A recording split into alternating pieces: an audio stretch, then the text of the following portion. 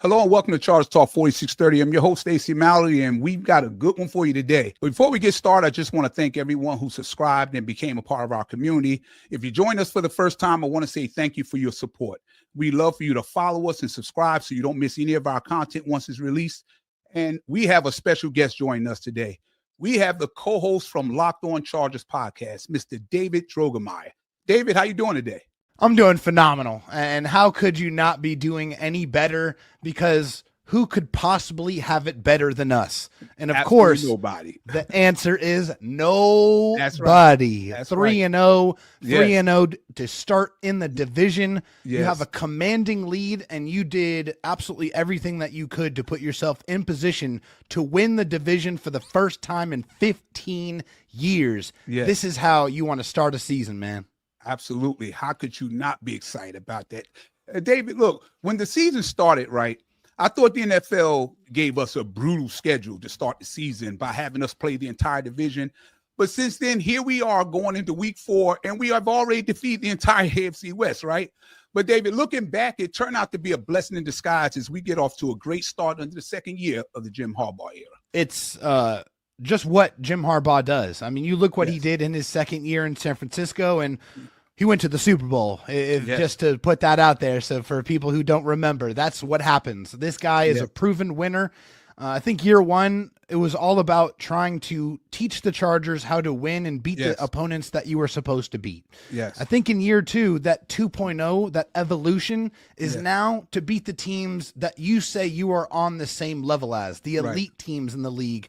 And I Right. think so far, they've been able to beat 2 of the teams that people out there believe are elite teams in this league. That right there is the evolution of the Jim Harbaugh-led Chargers, man. It's beautiful Absolutely. to watch. It is. It really is. Before we jump into that with the game, I want to ask a few things about yourself. I'm always intrigued by people's stories of how they became fans and how they fell in love with the team. So, David, when did you first fall in love with football, and how did you become a Chargers fan? Well, I'm from San Diego, born and raised, and my entire family have been Charger fans since the Chargers became a football team. When they left Los Angeles after 1 year and spent the majority of the time that they've been in the NFL in the city of San Diego. So it's just something that we grew up as. It's all I knew. There was no other option but to be a Chargers fan in my family. And we would go to Qualcomm. We would go to games. My mom would go to games. We would watch the games. It was a part of the fabric of the city and a part of the fabric of our family to be Chargers fans. And so I've been a Charger fan for as long as I can remember. I mean, probably 5 or 6 is probably when I first understood the very, very beginning stages of football. And it really grew from there. And I always loved sports. Growing up, being a Chargers fan and getting the opportunity to cover the team in the capacity that I do now, I always try to have some humility when I think about that, because it is absolutely an honor to be able to do this on the scale that I get to. Yes. And the same for me. Being from Jersey, there's, everybody here are Giant fans. Some are Jets in Philly, Pittsburgh, and a few Dallas. And it ain't a lot of Charger fans in my area. So to do a podcast where I can connect with Charger fans from all around the world, it's like, I'm really excited about that. I've met so many people. I go out to LA, and the first time I went out, when they moved to SoFi, and I'm walking up to some of the tailgates, and a lot of the people, actually, that's when it hit me. They knew who I was just from watching the podcast, So it's a fantastic feeling. It's great. And I want to jump all the way into this now, because I got a lot of questions. When it was announced that Jim Harbaugh was hired by the Chargers, every Chargers podcast, including mine, was like booming with excitement and joy. Yeah. We were all so hyped because it finally felt like the curse of the losing and all the disappointing seasons was finally coming to an end. But the next day, I watched the Locked On Chargers podcast. And when you were asked about your thoughts, you looked completely overwhelmed with emotion. So before I get to my next questions, I want people to just watch this. Chargers. Cheap no more, irrelevant no more.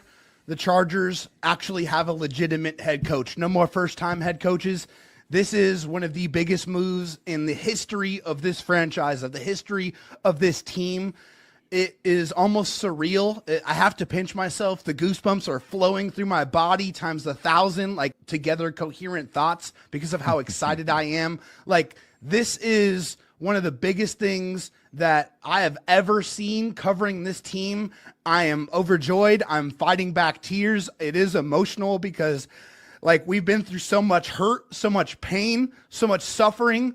And now the Chargers have a legitimate head coach. They have somebody who can spearhead this organization, this team that we all love, back to prominence, back to winning. This is what the Chargers needed for them to go out there and be a legitimate contender in the NFL.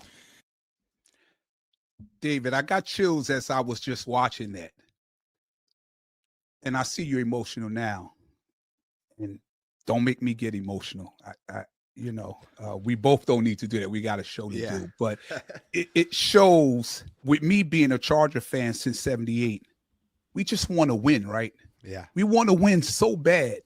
And the Chargers organization has constantly it's been a revolving door of all these young first-time coordinators trying to come and lead men.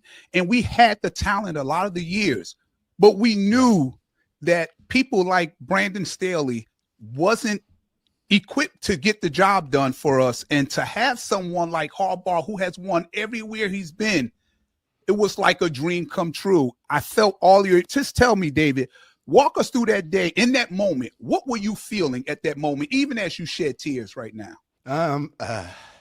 Sorry. Euphoria, I think is probably the word that came to my mind. And that might be a little bit aggressive in that moment, but just to kind of take you through, at this moment in time in the show, I think we did 16 or 17 straight shows on Jim Harbaugh, and every single one of them were popping off. I mean, we did okay, but those numbers were crazy. I think we were doing 10, 15, 16,000 per show. And it's because all of the Charger fans, whenever like the reality or at least the dream of Jim Harbaugh was becoming closer to being a reality, I think we all were just hanging on every single report, every tweet. And when it was coming down to that last minute where you finally get that notification, Adam Schefter reports Jim Harbaugh has agreed to be the coach of the Chargers, I think you just started to feel hope again, like legitimate hope again, that we have somebody that's going to take us where we all want to be, where we all want to go, which is to a Super Bowl and to win a Super Bowl championship and take that first day as a champion, which we have never been able to experience. And we now believe that we have somebody that is capable of taking us there. Yes. I want to say this. When I do my podcast, I always try to take real life experiences that I've had and try to filter it in along with the football in hopes that I can inspire someone that may be going through something. And to play that clip again, I could see you felt everything you felt come right back that day. That's so touching, but that's what makes people feel that connection with you, right? I never wanted people just to see me as a man talking sports on a podcast. I wanted them to see a little bit of the character of the man. And so when I watched Locked On Chargers and I seen you get emotional, I knew that this was a show that I was going to watch. You guys do a fantastic job. And I felt the connection as same as we are right now. So having Jim Harbaugh here, man, it's giving me the reason to believe that we have a window to win, like within the next 2 to 3 years. And here's the thing that I always had an issue with, though, David.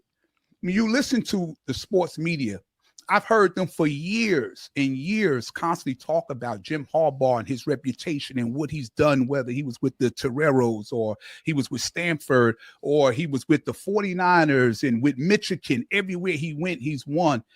We have been so stained by the lack of coaching ability we've had with people we've been hiring in the past that now that Harbaugh's come here, people still having doubts. And I'm like, I expect what the Chargers are doing right now. This is exactly what I expect under Jim Harbaugh. Absolutely. I mean, if you watch Jim Harbaugh led football teams, they play a very particular way. Physical, Yes. very, very well coached, very intelligent. They play fast because they know where they're supposed to be. Yes. They play violent on defense, and Yes. this defense swarms. They absolutely run to the football. It is a beautiful thing to watch. On offense, they are careful with the football. They're aggressive, and they're starting to be able to run it a little bit better, but they're smart. They know they have Justin Herbert at quarterback, and they are letting him rip and letting him sling it. And it has resulted in 3 beautiful wins to start the season. It's just Jim Harbaugh football. It's not flashy. Right. It's not going to be blowouts all the time, but it's going to be technically sound and very good, high quality football. Yes. And you see it. That's Jim Harbaugh to a T. Yes, and that takes me right into this question. I'm glad you said that. Jim Harbaugh and Greg Roman have always had a clear identity, tough physical football, winning the trenches, running the ball, right? But right out the gate, we've seen them turn Justin Herbert loose. Last year, he threw a lot less, and there was a strong emphasis to run the football. Now we're seeing the opposite. They've actually put the ball in Justin's hands twice as much as they did last year. David, do you think this staff is getting away from the old school way of how the NFL used to play football and evolving within their philosophy to match how teams win the NFL today? Definitely. And I think we saw that honestly in their approach in the offseason where it was an emphasis to be able to get more weapons for Justin Herbert. It was something that they absolutely had to do, and they did it in their offseason approach in free agency and also in the draft where, they go get a Tyler Conklin, they, go get Keenan Allen obviously late, they draft multiple offensive weapons with Amarion Hampton and Trey Harris and Aronde Gadsden. It was a clear and obvious focus for the Chargers to get more weapons for Justin Herbert. And what do you do when you get more weapons? You use them. And that's exactly what the Chargers have done. And you see, the differences in the top receivers. It's all pretty well spread out. You got Keenan, you got Quentin Johnston, who has been a revelation in year 3. It's been beautiful to watch his maturation throughout and his growth. I think that young man deserves a lot of credit for not getting down on himself and continuing to put his head down and working. And it is showing out there, and it's beautiful to watch. And Ladd McConkey, I mean, who would have thought this guy is, 3rd or 4th in receiving on the team, but still coming up big, making big catches and getting conversions on 3rd down when the Chargers need them. I think Justin Herbert's using the weapons that the Chargers intentionally got him. And this is the reason why, I love the engagement with respect to the people on X when I'm back and forth on there. And a lot of people be ready to give up, or as soon as something happened, or listen, yesterday I'm watching a game and I'm trying to remind people Justin had a day with the Kansas City Chiefs. Justin did what Justin does against the Raiders. But we know, just like in life, every game is not going to be easy. You're going to have challenges. And yesterday was a challenge. Look, in their own right, Denver Broncos have a great defense as well. No question. They have a great secondary. They have a great defensive line. They send a lot of pressure. And we faced some adversity for the first time this year. And we wanted to see, the sports media world wanted to see what's going to happen when things ain't going your way. You had 3 linemen go down. You get Beckham go out. You got Pipkins in and out. You got Joe Arthur starting to have some trouble on the left side for the first time. We've seen guys get the best of him a couple of times. Then you have Najee Hampton go down. But this is the reason that we got Jim Harbaugh, right? Because he didn't blink.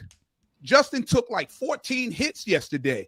He looked down the barrel. He knew he was going to take the hit, and he kept delivering. He kept fighting. But when the game was on the line and there were 5 minutes left in the game, and you're down 7 points, this is the time where people will panic and say, oh, here we go. Here they go. They're about to blow it again. And this is where Jim Harbaugh comes in at. Absolutely. He's steadfast and he's quirky and he says all the same things over and over again. But it's because he wants to keep it simple. His message is hey guys, we know what we're doing. It's okay. There's time.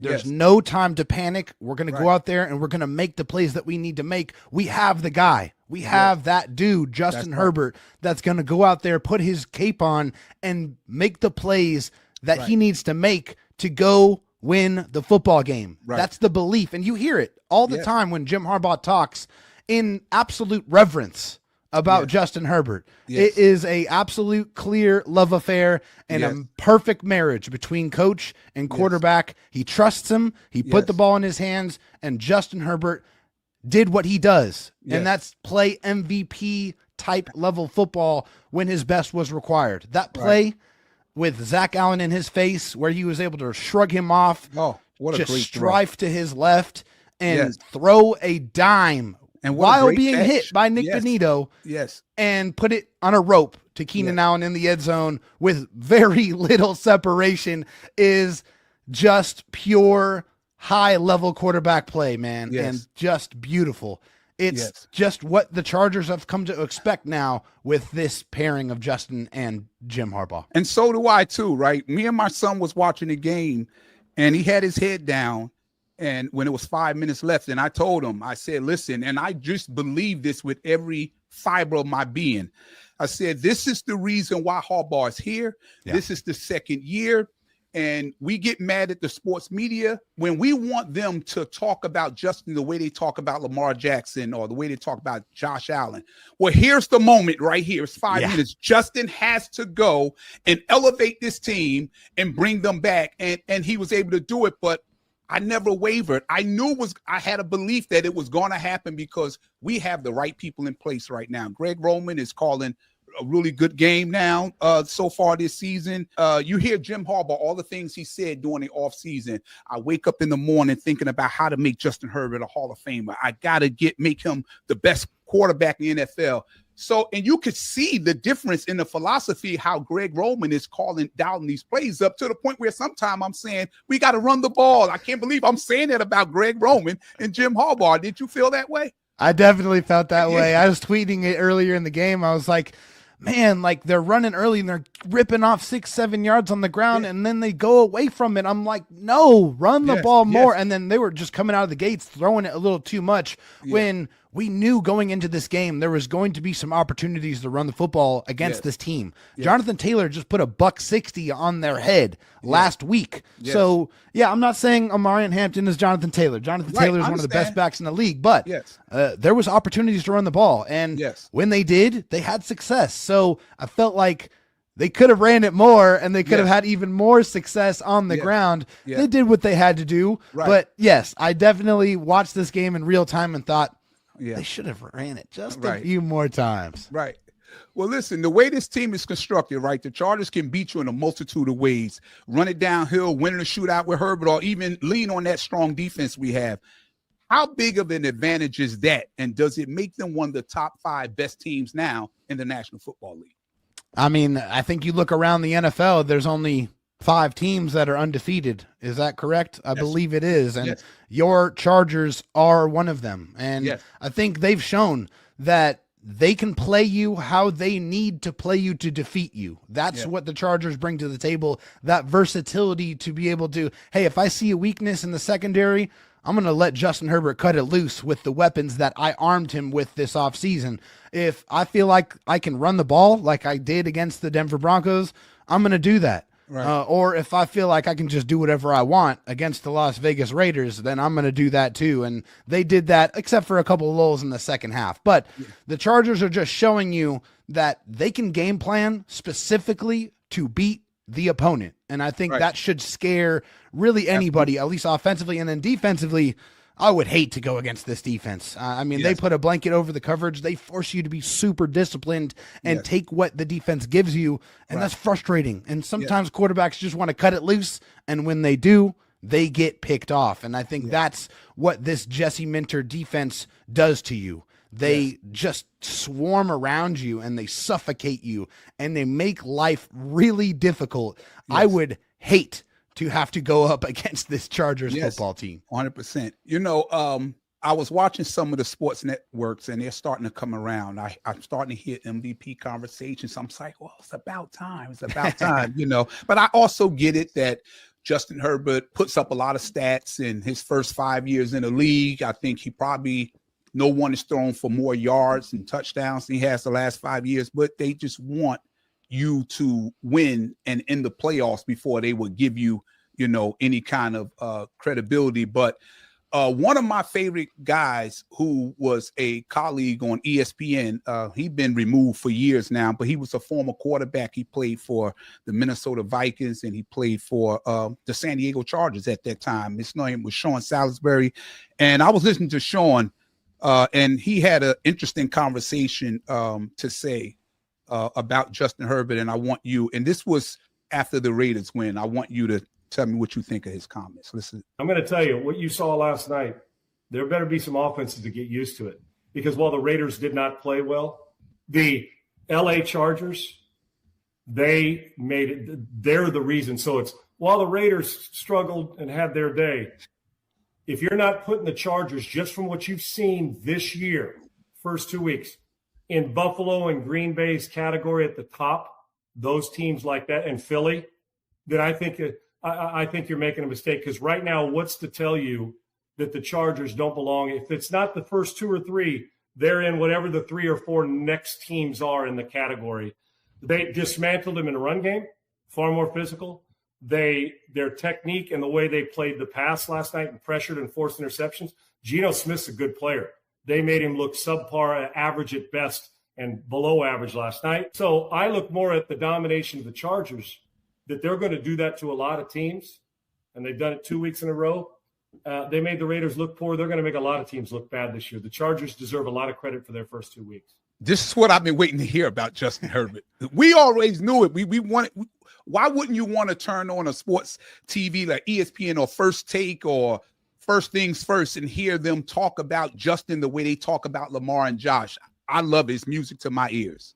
Absolutely is. Yeah, I mean, I was smiling during that clip because I was like, you're darn right. Like, right. They are absolutely going to be a problem to deal with in any game that they play in this season because of who they have at quarterback, with those weapons, with that defense, who is definitely for real. I think last year we had our questions because when they went up against the bad teams, they made them look bad. When they went up against the good teams, they kind of got shredded a little bit. And I think this year, Jesse Minter has shown that this defense is for real. Like, they are definitely for real, and it is no fun to go up against. Yeah, there's still things to clean up, for sure. A couple of broken coverages here and there.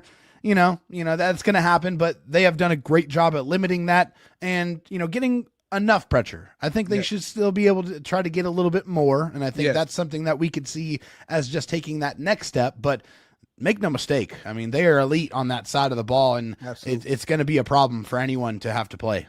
I really believe the Chargers, they have it in their DNA to win right now with Jim Harbaugh, Greg Roman, Jesse Minter, and all the talent they have on both sides of the ball, and as well on special teams. But to reach a championship, you have to break through that wall. And in the AFC, that wall is teams like the Ravens, the Chiefs, even though they're struggling right now, and the Bills. From your perspective, what do the Chargers need to do to get through that wall and into the Super Bowl conversation? I think it's continuing to add reinforcements. They need to go out there and utilize that cap space that they have. And I understand that Joe Ortiz loves his draft picks, and for good reason. I mean, you see his 2 drafts that he's had, and you have multiple impact players up and down those drafts. I get it. But when you're on that cusp of being a team that can make a run to a Super Bowl, you have to make the necessary moves to be able to be a team at the end. And I think they need to add to the pass rush. Even when Khalil comes back, I think they need to add somebody. I think they need to add to that room. I think they should even look to add on the offensive line as well. I think that's just 2 areas where I would feel better if they go out there and try. And I understand on the offensive line it's hard because teams don't really give up good offensive linemen. But hey, when you got teams that are down and out, those 0-3 teams, you want to try to look, right? And try to mine for some teams that may be looking at targeting what they're going to do in the future instead of what's going to happen right now, where the Chargers are worried about how do I win right now? And I think that's reinforcing those areas of weakness. If they do that, I think the Chargers are a team that can compete to play in the end. Speaking of that offensive line really quick, I mean, going into the season, that was an area where I think a lot of us thought was going to be their weakness. even with the injuries with the guys falling yesterday, and I know Justin took a lot of hits, but when it mattered the most, when you needed Justin to be Superman, he had a lot of time to throw the ball. I think throughout the first 3 games so far this year, I would get that offensive line a B, and I thought we would really struggle this year, but that's been a strength for us this year. Yeah, I think I would agree with that assessment. I think I would like some better run blocking. Quite frankly, I think they've definitely been better as pass protectors, which, hey, I appreciate that. I mean, yeah, they had a rough game, but this was one of the better defensive fronts that you're going to play against this year. I mean, quite frankly, I mean, with the talent they have, like, they were going to get some. It was going to happen, and they did. Justin Herbert took a beating. He's definitely going to have to take some rest and relaxation time. Absolutely. But hey, it's nice to be able to get that therapy after a win. It feels a whole lot better, for sure. But yeah, man. I mean, I think it's still something where they can weather the storm. I think they have the reinforcements available, but they still need to keep at. I was also, going back to the defense, I was worried about the loss of soul for us. But let me tell you, Naquan Jones is listed at 315 pounds. Tia Tart, 320. Jamari Caldwell, the rookie, 340. I mean, not flashy and all, but man, they control the trenches. They are huge guys who move people and plug gaps. Talk about how they affect what an offense can't do, especially in the run game. I mean, with Jamari Caldwell, he looks like a house in the middle of the defense. Is massive, and he is very powerful, and so he takes on those double teams. He splits them, and with Tia Tort, I think he's really emerged as the star of this defensive line. Yes, and I saw some clips. I think Daniel Popper put one out there where he split a double team by literally taking the guard and throwing him out of the way, and then flattened the other offensive lineman next to him and defeated a double team. It's just an attitude. It's a violence in which they play with. And these guys are massive, absolutely massive dudes. And that's, a pillar of how the Chargers want to build their teams. Absolutely. They want to have really big physical guys on the offensive line and on the defensive line. And you see that in this rotation. And again, another position group where we were a little unsure of how this was going to perform, and maybe we should stop doubting Mike Elston because his defensive line room has been fantastic, and they did not blink when they lost Poona Ford. These guys have been taking care of business, and I'm really excited for what Jamari Caldwell is going to continue to grow into. I think this guy has all kinds of potential. Jamari Caldwell, I'm shocked that he's playing this well as a rookie, and I mean, to be a big guy at 340, he's kind of athletic. Oh, yeah. He's like a dancing bear. Yes, he can move really big for a big guy. I'm happy with this defensive line. They got a lot of size. They do a lot to stop the run. I mean, that first half, JK, I think, had maybe. And they get their hands up, man. They get their hands up. If they don't get to the quarterback, they are still affecting the quarterback by putting their hands in those passing lanes and disrupting. And if there is one thing that frustrates a quarterback more than being sacked, it's getting their passes deflected. They hate it because not only does that disrupt their play, but a lot of times those tipped passes turn into interceptions a lot of the time. So I love that this defensive line has a clear emphasis of getting their hands in those passing lanes. And I like the toughness that Jim Harbaugh brought, right? Like Tia Tart, they set the tone against the Kansas City Chiefs because for so long people like to say, they soft. The Chargers are not a physical team. He's trying to make them a physical, but Tia Tart set the tone because after a play, I think it was a passing play against the Chiefs, and Kelsey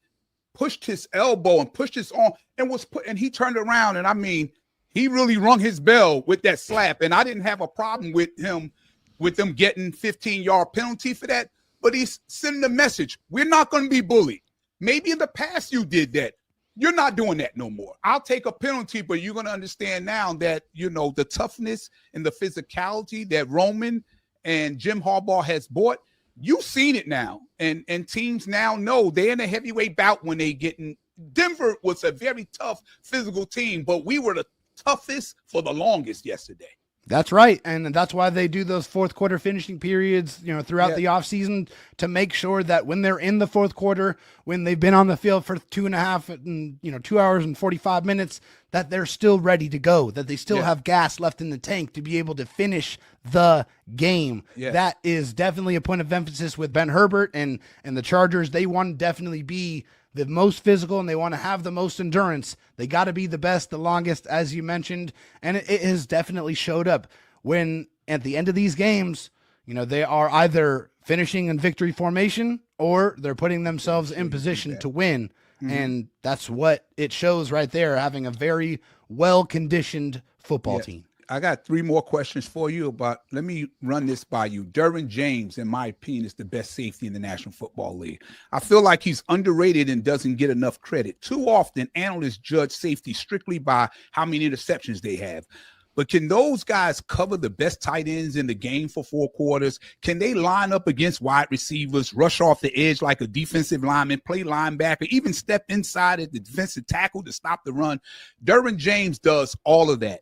To me, he's the best safety in the league. And if he keeps playing at this level, he deserves to be in the defensive MVP conversation. Dave, what's your thoughts on Derwin James? Derwin James is Mr. Do-It-All. That's what he's a do-it-all, master of all type player. He is one of the just absolute best football players in the game, regardless of offense, defense, or special teams. He can do it all. On the defensive side, he can cover your best wide receivers. He can rush the quarterback like he's an actual pass rusher, and he will annihilate tight ends and running backs if you try to put them in front of him. He has unbelievable coverage skills. He has great ball skills.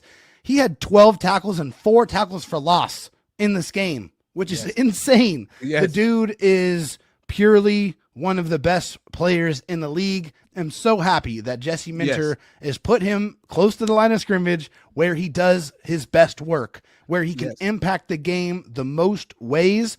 Derwin James, as long as he stays on that football field and stays healthy, I think he absolutely will be in that Defensive Player of the Year category, because I think he's going to have close to 7 or 8 sacks. I think he's going to have 4 or 5 interceptions. I think he's going to have 130 or 40 tackles, because this guy is all over the field everywhere. He is the passionate vocal leader of this team, not just this defense. And it is an absolute honor and pleasure to watch him play football. And I'm glad he's the LA Charger. When you watch the games, Derwin James is everywhere and making plays everywhere, right? When I look at this Charger team, I believe we're going to have a deep playoff run. I just believe that. My confidence comes from the fact that they have the talent: Justin Herbert, Dalen Henley, Derwin James, Khalil Mack, Chia Tart, Najee Harris, even though he's gone now, and Amari Hampton, just to name a few.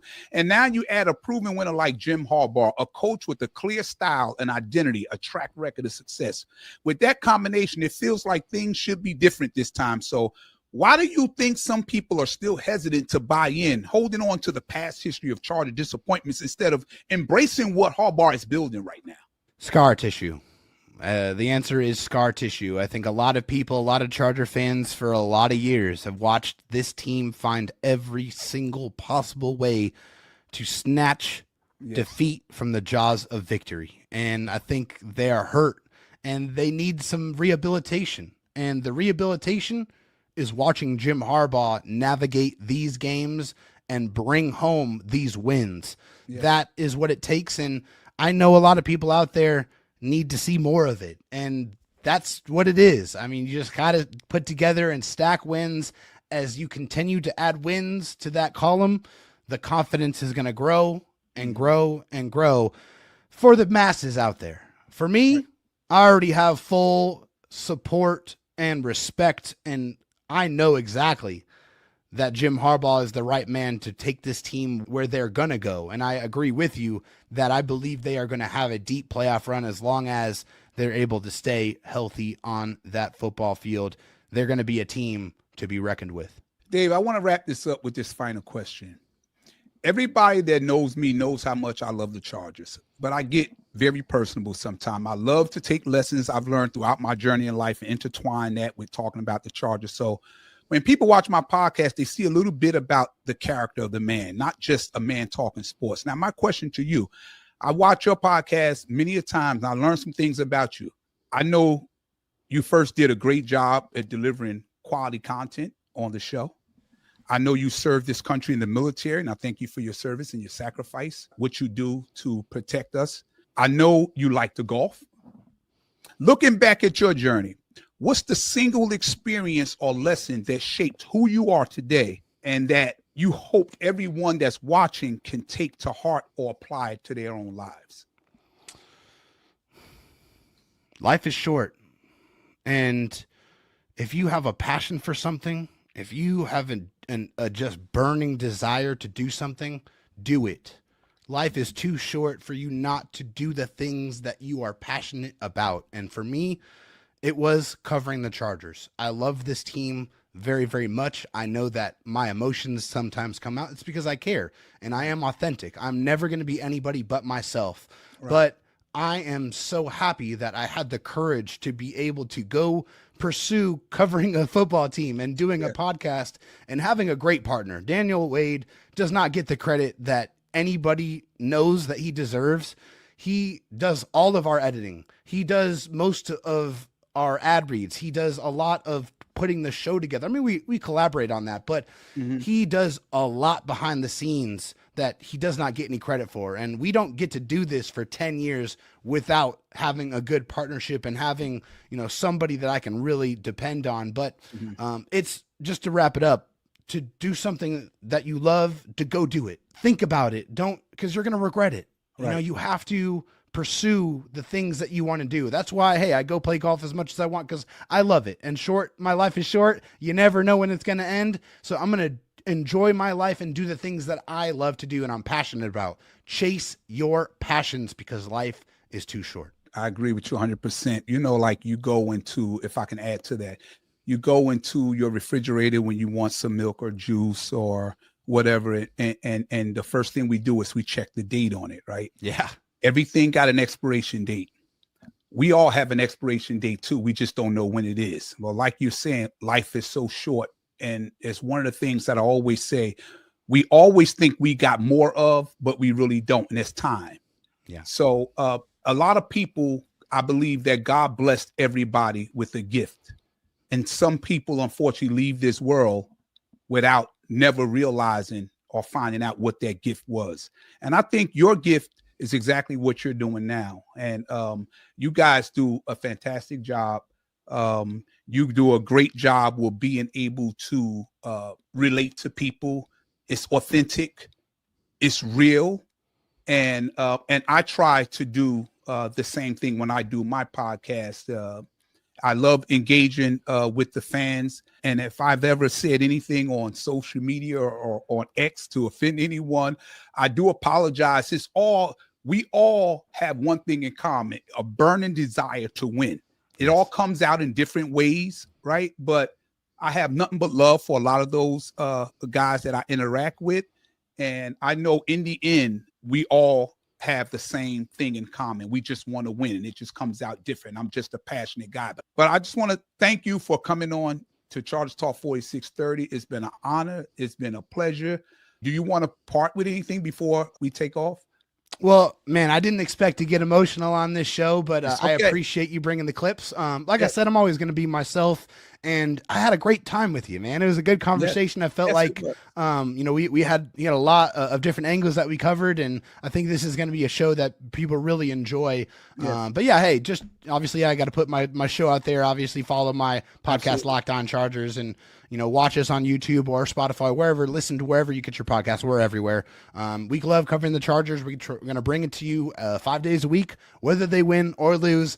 But unfortunately for everyone else out there, they have not lost at all to start this season. So please continue to follow me also on Twitter, X, at DroTalkSD. But yeah, can also continue to follow this podcast, man, because this guy right here, he has something special, and I appreciate the work that he's put in. And go support him because he definitely deserves it. Ladies and gentlemen, Mr. David Droegemeier.